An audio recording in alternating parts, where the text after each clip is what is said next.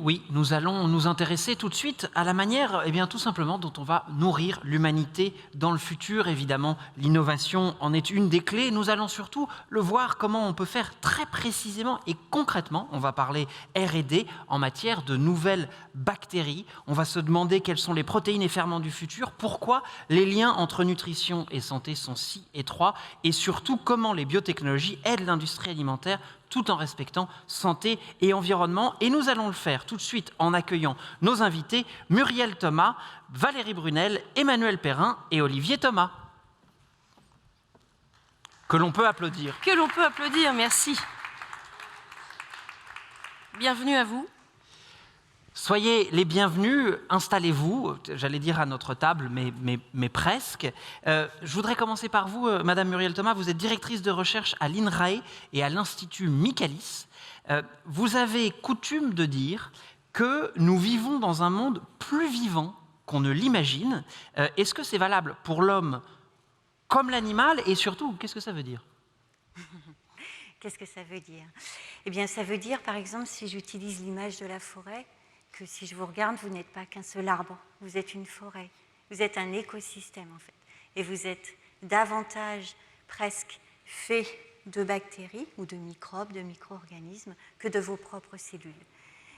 Donc ça c'est important parce que ça signifie que quand on prend soin de nous, eh bien, il ne faut pas seulement penser à nos propres cellules, mais il faut aussi penser aux micro-organismes qu'on héberge et qui sont sur nous et en nous. Ou quand on regarde une pomme, il ne faut pas seulement penser que c'est une pomme, mais c'est une pomme avec tous ces micro-organismes qui sont sur la peau, par exemple. Ces micro-organismes, ça forme ce qu'on appelle notamment le microbiote. Quelle est la fonction de notre microbiote ? Vous disiez à l'instant à quel point nous sommes multiples, ou en tout cas nous abritons une multitude. Pourquoi est-ce que comprendre notre microbiote, c'est si important pour mieux comprendre notre santé ? Alors, peut-être on va revenir à la définition du microbiote. Le microbiote, c'est un ensemble de micro-organismes. Donc ça veut dire, par exemple, si on considère un homme, qu'on a un microbiote sur notre peau, un microbiote dans notre intestin, par exemple. Donc le microbiote intestinal est ce qu'on appelait précédemment la flore intestinale. Alors pourquoi c'est si important pour la santé ? Eh bien parce qu'on est autant microbiote que nos propres cellules. Donc si vous oubliez qu'on est microbiote, eh bien vous oubliez la moitié de vous-même. Si vous oubliez qu'il faut vous soigner autant votre microbiote que vos propres cellules, ben vous oubliez de soigner la moitié de vous-même. Voilà. Et si vous vous oubliez quand vous mangez que vous nourrissez autant votre microbiote intestinal que vos propres cellules, ben vous oubliez que vous nourrissez la moitié de vous-même. Voilà pourquoi c'est important toujours de se penser en termes d'écosystème, en termes d'écologie, en fait, au sens propre même pour un individu. Vous mentionniez notre peau et notre intestin. C'est effectivement ce qu'on connaît le mieux, la flore intestinale, comme vous l'avez appelé. Ça, c'est un terme que l'on connaît un peu mieux. Mais ce dont on commence à peine à vraiment comprendre l'étendue, c'est à quel point l'intestin occupe une place centrale dans notre santé en général et là aussi, surtout, le rôle primordial du microbiote intestinal. Est-ce que vous pouvez nous expliquer un peu comment fonctionne cet univers qui nous est à la fois si intime et que nous découvrons à peine ? Alors, dans notre intestin, on héberge au bain mot 100 000 milliards de microbes. 100 000 milliards. 100 000 milliards, d'accord ? Et donc, ces 100 000 milliards, ils vont participer à notre santé au même titre que nos propres cellules humaines.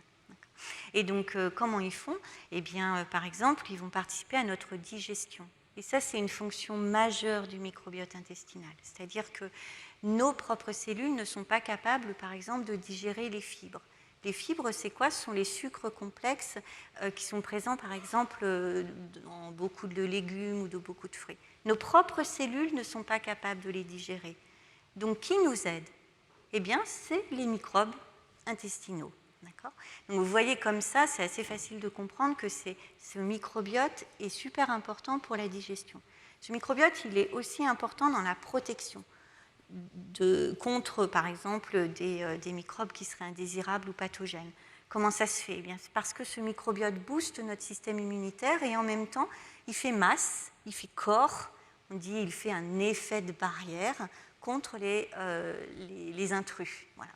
La troisième grande fonction, c'est la fonction de communication. C'est-à-dire que ces microbes qui sont dans notre intestin, notamment, qui sont particulièrement concentrés dans notre intestin, eh bien, ce sont des machines, des usines métaboliques. Donc, ils produisent plein de métabolites, de produits qui sont envoyés, soit par le sang, soit par exemple, la lymphe, au-delà de l'intestin, vers le foie, vers les poumons, vers le cerveau. Et c'est pour ça que la flore intestinale ou le microbiote intestinal est au cœur, en fait, de la santé globale qui va au-delà de l'intestin, puisqu'il y a des communications entre organes grâce aux molécules qui sont produites par les bactéries, notamment les bactéries. Je pensais en vous écoutant avoir lu un article qui nous expliquait à quel point il y avait parfois plus de connexions, même nerveuses, au sein de notre intestin que dans notre propre cerveau, ce qui donne évidemment toute une nouvelle compréhension à ceux qui pensent avec leur ventre. Mais aussi fascinant que ce soit, il faut aussi maintenant s'intéresser à la manière dont on peut étudier et employer ces nouvelles propriétés. Et je crois d'ailleurs, Marion, que tu as des questions pour Madame Thomas à ce sujet. Oui, alors effectivement, je vous parlais juste à l'instant des bactéries. Alors, on sait cependant, même si tu as raison, c'est un champ qu'on explore de plus en plus, on ne sait pas tout sur ce que vous expliquez, la microbiote, l'intestin, tout ça. Mais il y a des bactéries. Et on pense à des bactéries méchantes, on va dire, hein, E. coli par exemple, etc. Puis il y a les bonnes bactéries. Alors j'aimerais bien que, comme vous expliquez magnifiquement bien les choses, expliquez-nous le rôle de ces bonnes bactéries et puis aussi les mauvaises. Alors, déjà, je voudrais réhabiliter coli. Parce que dans la grande famille de coli, certes, il y en a qui nous rendent malades. Et l'actualité nous le rappelle régulièrement. D'accord ? Mais elles sont très peu nombreuses, celles qui nous rendent malades. En revanche, même dans la famille des coli, il y en a qui nous font du bien. Il faut savoir qu'à la naissance, un bébé, les premières bactéries qui vont arriver dans son tractus digestif, ce sont des coli. Et les bébés ne sont pas malades. Au contraire, ces Escherichia coli participent en fait à stimuler le système immunitaire de ce fameux bébé. Et comme ce bébé, il arrive, il n'a pas de bactéries dans son intestin, il a un système immunitaire qui n'est pas mature. Mais vous voyez là, les Escherichia coli, certaines nous rendent malades, mais beaucoup d'entre elles, et la majorité d'entre elles, sont bénéfiques pour notre santé. D'accord. Et donc, en quoi ces bactéries sont importantes pour notre santé ? Eh bien, si on s'imagine qu'on est autant un micro-organisme, des micro-organismes, que de nos propres cellules. D'accord. Il faut se penser toujours en train de se bio-inoculer. D'accord. Donc, on va se bio-inoculer à la naissance, ça se fait naturellement. Et puis, on se bio-inocule en consommant des aliments. Nos aliments ne sont pas stériles, et heureusement. Et eux comportent des microbiotes. Les yaourts sont bourrés de micro-organismes. Et donc, comme ça favorise l'ensemencement, la culture quotidiennement de notre microbiote intestinal. Alors, on a fait un petit peu l'état des lieux et la définition, et merci pour ce petit cours avec vous. On rappelle, et c'est quand même bien votre spécialité, le sujet de ces micro-organismes. Mais le micro-organisme, Valérie Brunel, vous êtes General Manager chez Abolis, c'est complètement votre objet, on va dire votre mission. Rappelons d'abord ce que c'est Abolis, et ensuite, j'aurai justement une question sur ces micro-organismes. Oui, alors Abolis, c'est une société qui travaille dans le domaine des biotech industrielles, et donc on travaille sur des process de bioproduction par fermentation d'ingrédients utiles pour l'industrie. Donc ça veut dire notre spécialité, c'est vraiment d'adapter les micro-organismes pour qu'ils soient capables, à partir de sucre et d'eau, de produire l'ingrédient nécessaire pour l'industriel. Les industriels qui s'intéressent à ces procédés, ce sont les industriels de la cosmétique, de la pharmaceutique, de la chimie fine et de la nutrition, évidemment. Et en général, on vient nous voir soit pour aller vers des modes de production plus propres, plus respectueux de l'environnement, pour avoir des ingrédients biosourcés, mais aussi pour stabiliser la chaîne d'approvisionnement ou se réapproprier les modes de production sur des territoires qui nous sont plus proches, donc l'Europe ou la France. Et d'ailleurs, on a été lauréat du plan de relance. Absolument. Puisque, voilà, nous participons à pouvoir relocaliser certains modes de production près de chez nous. Alors, connaître mieux le fonctionnement de ces micro-organismes, et on comprend évidemment, grâce à vous, à quoi ils servent et quels peuvent être tous les potentiels, un petit peu comme les techniques de médecine translationnelle, c'était un tout petit peu avant. Vous proposez, vous, des solutions? C'est-à-dire que pour connaître un petit peu mieux, est-ce qu'on peut juste savoir quelles sont ces solutions, en particulièrement une? Oui, tout à fait. Nous avons, alors, je rebondis sur ce que disait Muriel, donc on a compris que c'était très important de comprendre ce qui se passait dans ces écosystèmes. Et en fait, on est bien loin de comprendre ce qui se passe dans ces écosystèmes. Même lorsqu'on prend des petits écosystèmes limités qui sont utilisés dans l'industrie agroalimentaire pour faire par exemple du fromage, du pain, des choses comme ça, en fait, on travaille empiriquement, mais on ne sait pas qui fait quoi, ce qui se passe au sein de ces écosystèmes. Et donc nous, on a des industriels qui sont venus nous voir parce qu'on avait développé une compétence de compréhension forte du métabolisme des micro-organismes pour essayer de travailler sur cette compréhension. Et de là est né un projet qui aujourd'hui est une filiale d'Abolis qui s'appelle Microbiome Studio. Et donc Microbiome Studio développe une solution informatique et analytique pour comprendre un petit peu mieux les interactions entre micro-organismes dans des écosystèmes microbiens. Alors aujourd'hui, on cible des écosystèmes limités de l'industrie, mais bien sûr, les applications qui doivent être de plus grand intérêt encore derrière, c'est de pouvoir les appliquer à des microbiotes, d'abord les plus petits, et puis jusqu'au Saint Graal, qui est le microbiote intestinal. L'idée, c'est de pouvoir intervenir quand il y a des dysbioses. Donc les dysbioses, ce sont des dérèglements de nos microbiotes qui induisent des pathologies ou qui peuvent induire des faiblesses dans les cultures, puisqu'il y a aussi des microbiotes dans le sol, et d'aider à proposer des solutions pour combattre ces dérèglements. Alors, il y a des enjeux. On parle évidemment là de l'infiniment petit, nos cellules, nos micro-organismes, le corps humain. Mais on va les relier aux enjeux de nutrition et de santé.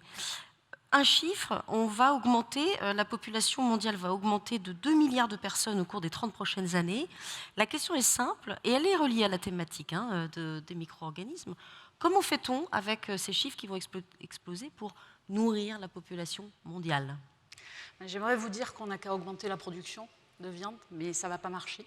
En fait, c'est aller droit dans un mur, parce qu'on sait que, selon les études, au minimum, il nous faudra augmenter de 30% les protéines qu'on utilise aujourd'hui pour pouvoir couvrir les besoins, et ça peut aller jusqu'à 50% si on considère aussi toute la population qui est mal nourrie aujourd'hui. Donc on ne peut pas développer les élevages à ce niveau-là. Un élevage, c'est beaucoup de terres occupées, c'est de la déforestation, c'est de gaz à effet de serre qui est relargué dans l'atmosphère. Alors, il n'est pas question de revenir sur ces modes d'alimentation, mais plutôt de trouver les moyens de compléter et de panacher nos sources de protéines. Donc aujourd'hui, on a différentes sources de protéines alternatives, dites alternatives, qui sont soit sur le marché, soit qui sont en développement. Donc on a toutes les protéines d'origine végétale, on les connaît, elles sont déjà commercialisées. Celles qui viennent d'origine animale, peu conventionnelles pour nos sociétés comme les insectes.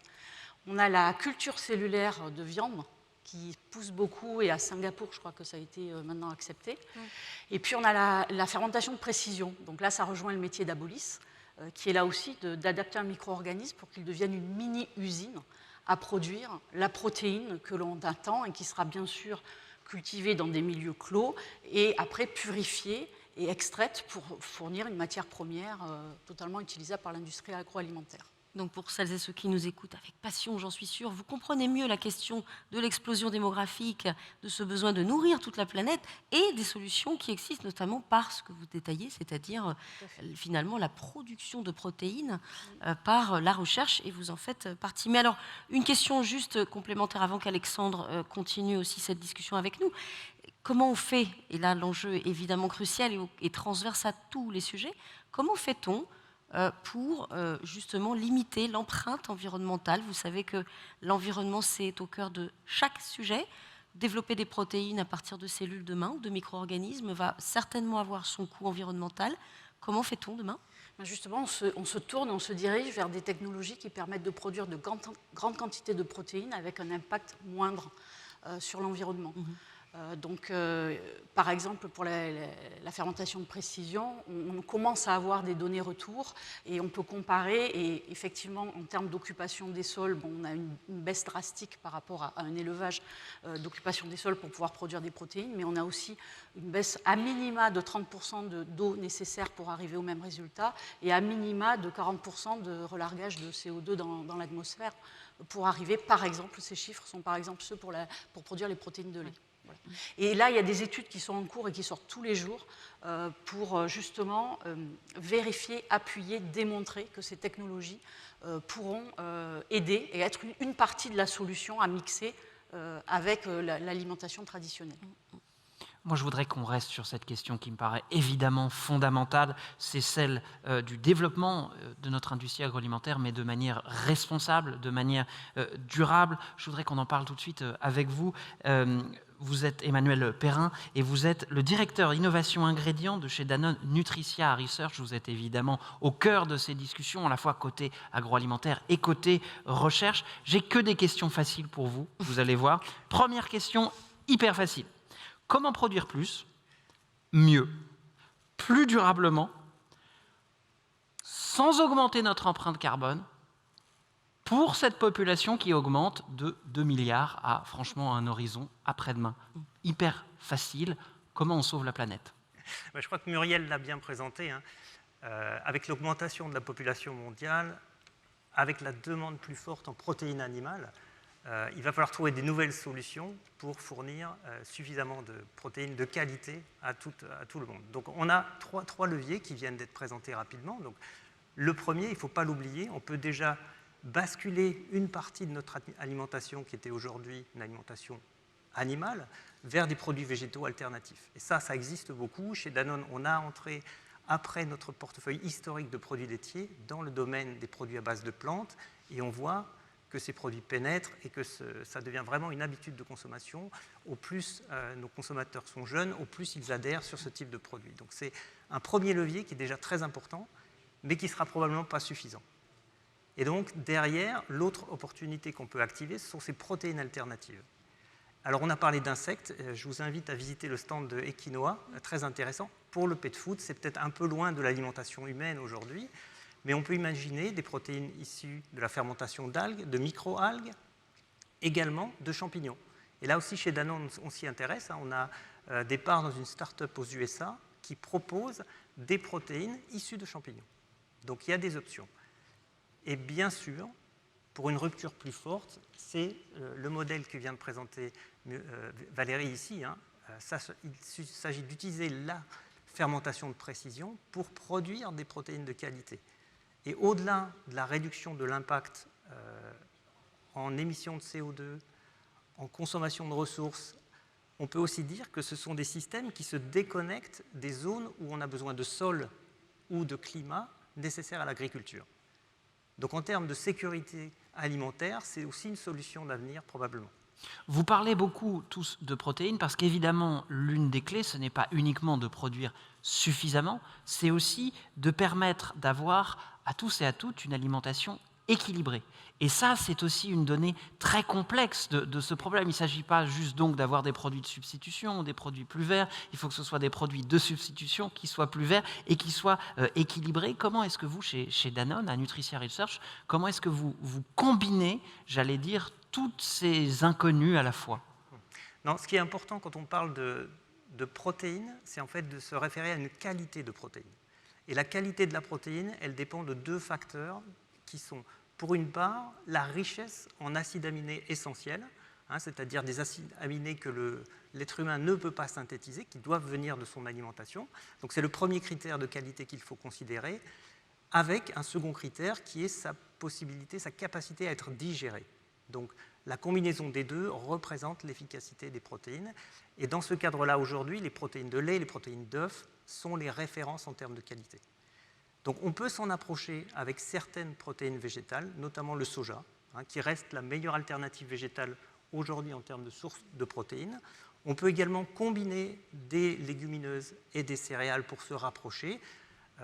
Bien sûr, quand on reparle de l'opportunité qui est donnée par la précision de fermentation, on peut synthétiser des protéines avec le même niveau nutritionnel que leurs équivalents animaux. Et là, effectivement, il y a un gain qui est beaucoup plus intéressant. Ça a quand même un coût, j'imagine, ces technologies dont vous parlez. On parle de synthétisation, on parle de dérivés, vous nous parlez de fermentation. Enfin, tout ça, ce sont des termes dont on entend bien qu'il y a une énorme technicité quand même encore. Or, l'alimentation est aussi un sujet quotidien, c'est un sujet domestique. Comment est-ce qu'on peut produire tous ces aliments dont vous nous parlez, hein, qui sont équilibrés et responsables, tout à un prix raisonnable, c'est-à-dire en plus un prix que les consommateurs et les consommatrices vont juger raisonnable. Comment est-ce que vous, en tant que géant de l'agroalimentation, pardonnez-moi, vous, là aussi, où est-ce que vous placez le curseur? Alors, il ne faut pas oublier, peut-être avant le coût, hein, le goût peut-être. Il faut que ces produits soient complètement proches des habitudes alimentaires, mais également plaisent aux consommateurs. Il faut que l'expérience soit positive pour qu'il y ait un impact. Et vous avez raison, au niveau du coût, on est sur des technologies innovantes qui restent à petite échelle aujourd'hui et on reste bien plus élevé en termes de prix d'achat que les protéines conventionnelles. Ce qu'on estime, c'est qu'avec l'augmentation des volumes, avec les progrès technologiques, on est capable de se rapprocher du coût. Certains instituts donnent 5 années avant une parité de coût entre des protéines animales par agriculture conventionnelle ou précision fermentation. Donc on voit bien qu'il y a une opportunité derrière. Vous nous disiez à l'instant, il faut que ça se rapproche pour les consommateurs et les consommatrices de ce qu'ils connaissent déjà. La vraie question aussi, c'est celle de l'acceptabilité. Est-ce que vous pensez que les consommateurs et les consommatrices sont prêts à basculer et à se dire, bon, en fait, le poulet, là, non. En revanche, ça, cette protéine animale ou de substitution, ouais, j'y vais, ce sera un bon menu pour mon mercredi soir. Alors, peut-être pas aujourd'hui en France, peut-être pas en Europe. En revanche, hein, on a déjà ce type de protéines dans certains pays, notamment à Singapour, on en a parlé, mais aussi aux USA, où des premières startups commencent à mettre des équivalents de produits laitiers à partir de ces technologies.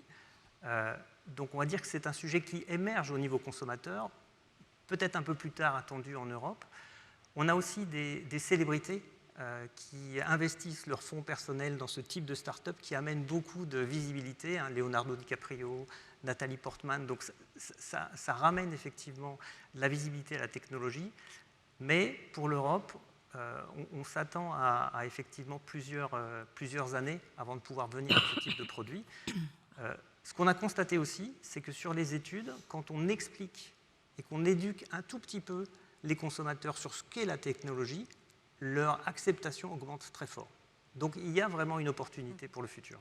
Alors vous l'avez bien compris, hein, si vous voulez dîner avec Leonardo DiCaprio et Nathalie Portman, vous oubliez évidemment le rôti de 7 heures, c'est pas la peine, hein, on va plutôt passer sur des protéines de substitution. Un dernier mot très rapidement, très brièvement, nous sommes ici à Paris-Saclay Spring, on a entendu énormément de grandes industries de pointe et de recherche qui sont implantées sur le plateau, mais il y a également un lien entre Danone et Paris-Saclay. Oui, bien sûr, on fonde beaucoup d'espoir chez Danone sur l'écosystème de Paris-Saclay.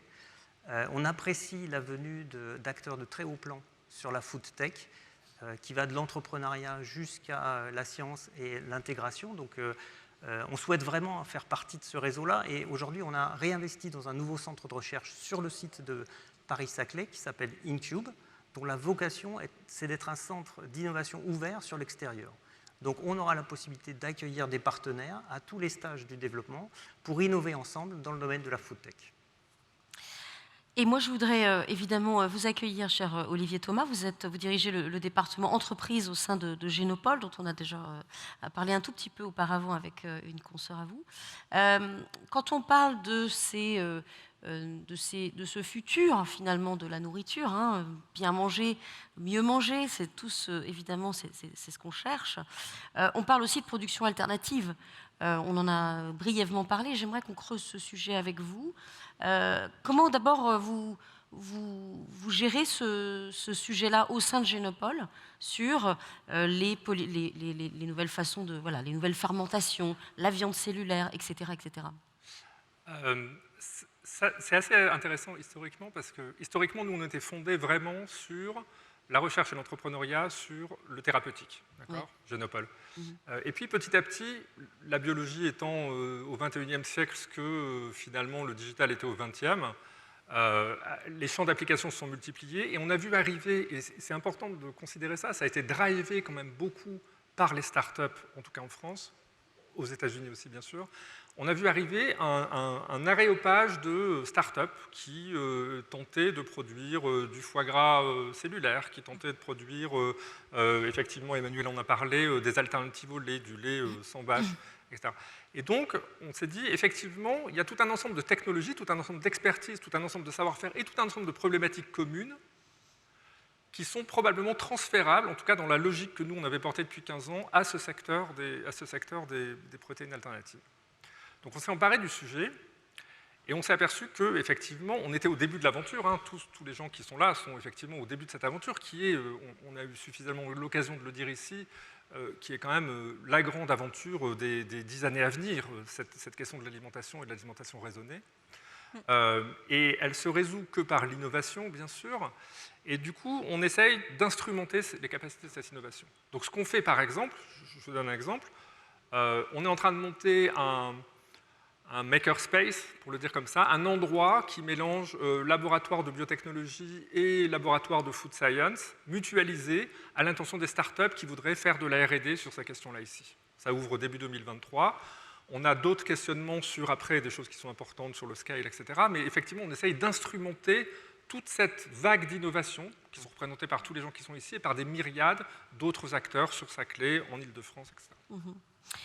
Ces productions alternatives, hein, on va en citer quelques-unes, la fermentation de précision, la biomasse, la production basée sur les cellules, on l'a vu ensemble, sur les plantes aussi, et il y en a d'autres. Finalement, ces productions alternatives, elles vont donner lieu dans nos rayons à des produits frais. On le voit un tout petit peu, hein, c'est très émergent. Quels sont ces produits frais qui vont fleurir nos rayons demain? Alors, c'est intéressant parce qu'il y a des décalages temporels. Alors, Emmanuel a cité effectivement un certain nombre de choses sur tout ce qui était à base de plantes. Donc, on a effectivement du lait à base de plantes. On a, et attention, à base de plantes, je ne dis pas seulement des produits auxquels on était habitué depuis une dizaine d'années. On commence à avoir des saucisses à base de plantes, on a vu des choses extraordinaires, y compris par des startups françaises, du poulet à base de pois, qui, je défie, on parlait de goût et de texture tout à l'heure, je défie quiconque de faire la différence entre du poulet effiloché normal et du poulet effiloché umami, par exemple. Donc, on est toute la gamme de protéines, toute la gamme de produits protéinés est remplaçable par différentes familles technologiques. Évidemment, pas au même rythme. On a parlé d'acceptabilité, mais il y a aussi une acceptabilité des pouvoirs publics plus simple sur le plant-based, sur ce qui est fait à base de plantes, que par exemple sur la viande cellulaire, qui suscite encore un certain nombre de résistances, sur lesquelles nous aussi on travaille.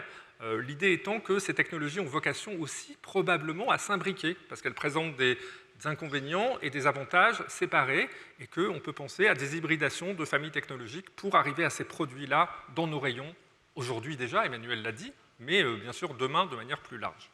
Alors, on a parlé un tout petit peu, Alexandre l'a évoqué, l'acceptabilité. C'est vrai que, surtout en France, hein, on va parler finalement des limites, mais en France, supprimer le bon vieux poulet du dimanche, l'agneau de 7 heures, etc., ça va prendre un petit peu de temps, surtout chez nous. Mais globalement, à l'échelle mondiale, comment vous voyez ces avancements, ces étapes, en fait? Est-ce que ça va vite? Est-ce qu'il y a des contraintes? S'il y a des contraintes, si oui, lesquelles? Est-ce qu'elles sont humaines, donc de consommation, ou est-ce qu'elles sont de régulation peut-être? Quel est l'état de l'art là-dessus? Il y a clairement une question de régulation. De régulation, oui. Et pour le coup, on est dans une industrie qui accepte l'idée même de la régulation. Je veux dire, on n'est pas dans d'autres industries dans lesquelles c'est un combat pour faire accepter, etc. Donc c'est complètement intégré. Néanmoins, ceci étant, on a une espèce de compétition à la facilité de régulation entre les pays. Très clairement, l'Union européenne, tout ceci rentre sous la réglementation de novel food, hein, c'est quand même très travaillé, mais vous savez que la réglementation européenne, c'est quand même toujours quelque chose qui est compliqué parce que c'est négocié entre les États. Et donc, on est dans des acceptations de la réglementation, dans des acceptations qui sont de l'ordre de 17 mois théoriquement, ça prend souvent un peu plus de temps, c'est un peu compliqué.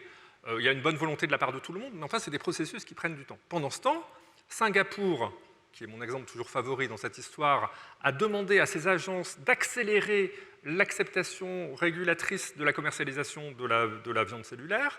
Le Royaume-Uni a une stratégie en la matière, Israël évidemment a une stratégie en la matière, et donc on est dans une espèce de concurrence non pas pays, mais interzone, qui fait que, il faut qu'on rentre, ça pousse tout le monde vers le haut, mais il faut qu'on rentre dans ce mouvement-là en même temps, rapidement. Donc il y a la régulation, effectivement. Sur la question de l'acceptabilité, Emmanuel a raison, il y a beaucoup d'études en cours. On s'aperçoit quand même qu'il y a une vraie question générationnelle, ça il faut se le dire quand même, que effectivement, les gens qui ont moins de 30 ans ont plus tendance à accepter. Il s'agit pas, on est d'accord, il ne s'agit pas de remplacer l'agneau de 7 heures, il s'agit juste de trouver des occasions de varier les modes de consommation parce que l'urgence est là. Et puis, il y a aussi une question probablement de lien à cette régulation. Il y a une étude très intéressante qui est arrivée à Singapour sur le fait que 83% des personnes interrogées étaient prêtes à accepter de consommer des protéines alternatives de manière massive parce que le gouvernement dit que c'est bon. Donc c'est quand même très lié aussi à la confiance qu'ont les citoyens envers leurs autorités régulatrices. Vous voulez dire des aspects culturels, clairement Oui, clairement. On mange de la viande différemment, oui. me semble, à tel endroit de la planète plutôt qu'un autre. Donc il y a aussi ces enjeux culturels qui peut-être même sont à mettre au premier plan, non ? Oui, probablement, bien sûr, et des enjeux très compliqués d'éducation, de rapport avec le gouvernement, etc. Donc oui, bien sûr, mais ça se travaille, c'est des choses qui se travaillent en fait. Parce que le message vraiment que je veux donner aujourd'hui, c'est que oui, il y a des obstacles, oui, il y a des difficultés, oui, ça ne va jamais aussi vite que ce qu'on voudrait alors que l'urgence est là, mais néanmoins, tout ça se travaille, on y travaille tous collectivement, on y travaille tous avec les consommateurs, les autorités publiques, les chercheurs, les start-up, l'aréopage, le panel de gens que vous avez là, on y travaille tous ensemble, donc on finira par y arriver. On finira par manger de la viande cellulaire. En tout cas, moi, je testerai avec grand plaisir. J'ai vraiment hâte. Pour terminer cette session, il est temps de la terminer. Juste un mot aussi sur Paris-Saclay, puisque on l'a posé à vous tous. Mais et vous, à Paris-Saclay, est-ce que c'est ici qu'on doit venir manger la viande cellulaire, justement ? C'est là que ça se passe ? C'est ici qu'il y a l'ensemble des acteurs pour travailler un écosystème en profondeur. On a des représentants de types différents d'acteurs. On peut citer une école comme AgroParisTech, par exemple, qui est quand même la grande école agro. On a des choses. Il y a tout l'écosystème qu'il faut pour développer cette production-là, pour réindustrialiser la France et sur cette verticale-là. Paris-Saclay est plutôt pas mal placé quand même pour ça, je pense. Donc, tout ça va créer évidemment des emplois, on l'imagine, on va conclure. Tout ça m'a donné très faim. Et évidemment, c'est un agneau de 7 heures et pas un gigot de 7 heures, ce serait pas bon. C'est un gigot, tu as raison. 7 heures, ce serait à mon avis pas terrible. Moi, cet après-midi, je suis comme un gamin. Moi, je parle des étoiles tout à l'heure, de cuisine et d'ingrédients avec vous. Merci beaucoup d'avoir été avec nous pour nous faire découvrir évidemment le futur de nos assiettes, mais on l'a bien compris, pas que. Il s'agit là évidemment de créer pour nous tous un futur aussi durable que souhaitable. Merci beaucoup en tout cas à tous les 4 d'avoir été avec nous. Merci beaucoup. Alors nous avons beaucoup parlé cet après-midi et même toute la journée de Paris-Saclay, de ses avantages, de ses atouts, de ses frontières qui s'y déplacent tous les jours, mais il est évidemment utile d'aller voir aussi ailleurs ce qu'il se passe, là où l'innovation vibre et bouge. Et c'est précisément ce dont vous allez parler, Marion, tout de suite avec vos invités. Tes invités, je ne sais pas pourquoi d'un coup je suis passé au vouvoiement, l'émotion sûrement. C'est l'émotion et la faim, je sais que tu as faim. Oui, il est d'ailleurs temps que je te laisse le plateau pour que tu puisses parler justement des regards croisés sur les écosystèmes d'innovation. Après ce jingle.